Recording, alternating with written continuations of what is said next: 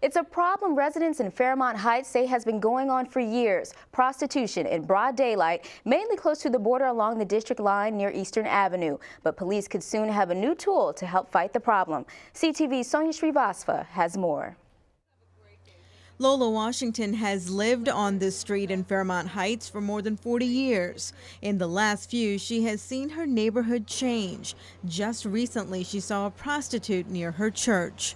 Well, I go to church over on Eastern Avenue, the Incarnation, and yes, they be over there. Sometimes they even be sitting on the church steps. Jacqueline Dotson is a resident and the vice mayor of Fairmont Heights. She's been fighting for years to get the sex workers off the street. My son was going to school. He boards the bus 6:30 in the morning.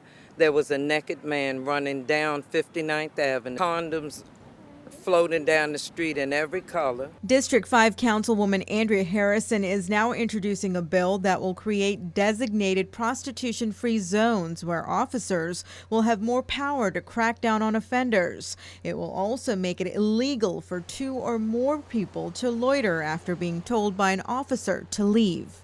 Many of those who are doing these acts are repeat offenders, so they pretty much know who they are, so they know where to go, they know who they're looking for, they know what to look for there. And so this really gives them a little bit more teeth.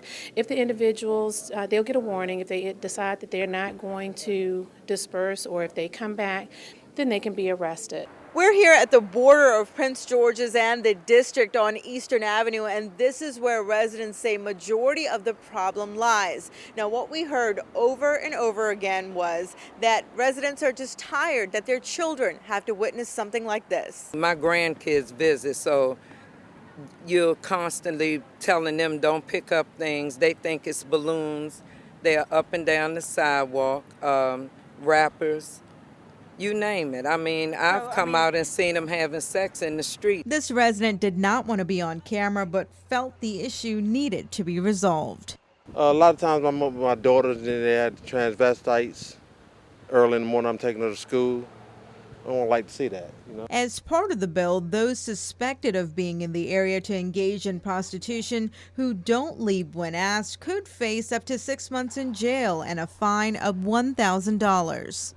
The police know what they're looking for. Ms. Washington says she's too old now to move anywhere else. She just wants to spend the rest of her days sitting on her porch in peace. In Fairmont Heights, Sonia Srivastava for CTV News. Councilwoman Andrea Harrison says she's in the process of talking to police and the state's attorney's office to see if the bill can have stronger repercussions.